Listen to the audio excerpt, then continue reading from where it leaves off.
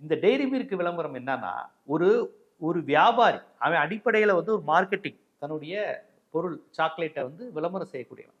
அவன் என்னைக்குமே வந்து இந்த அரசியல், கருத்தியல், மதம் இந்த மாதிரி விஷயங்களுக்குள்ள போமாட்டான். அப்படி போனா அது மக்கள் மத்தியில் செல்வாக்கு இருந்தால், இந்த கருத்துக்கு இப்ப ஆதரவு பெருகிட்டு இருக்குங்கிற மாதிரி விஷயங்கள் வந்தால் மட்டுமே அதை கை வைப்பாங்க. அந்த விதத்தில் இந்த விளம்பரம், இந்த டெய்ரி மில்க் விளம்பரங்கிறது இன்னைக்கு தென் மாநிலங்களில், இந்தி பேசாத மாநிலங்களில் இந்தி எதிர்ப்பு மனநிலை இருக்கிறது. இந்திய நான் ஏன்டா படிக்கணும்?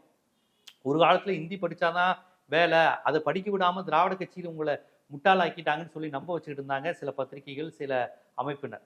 ஆனா இந்தி படிக்காதவன் தான் முன்னேறி இருக்காங்கிறது இப்ப புள்ளிவிவரத்தோட வந்துருச்சு. அப்புறம் சராசரி மக்கள் யோசிக்கிறான், இந்தி படிச்சா உத்தரப்பிரதேசத்துக்கு போய் பானிபூரி விற்கணும், அவன் இங்க வந்து பானிபூரி வித்துக்கிட்டு இருக்கிறான். நான் இங்கிலீஷ் படிச்சா தமிழ்நாட்டுக்குள்ளேயும் பெரிய இடத்துக்கு போகலாம், ஆந்திராலையும் பெரிய இடத்துக்கு போகலாம், கர்நாடகால போகலாம், பூனேல போகலாம், மும்பைல போகலாம், ஏன் அமெரிக்கா லண்டன் போகலாம். எங்க போனாலும் நான் தமிழ் இங்கிலீஷ்ங்கிற 2 விஷயத்தை வச்சு நான் பொழைச்சுக்குவேன்.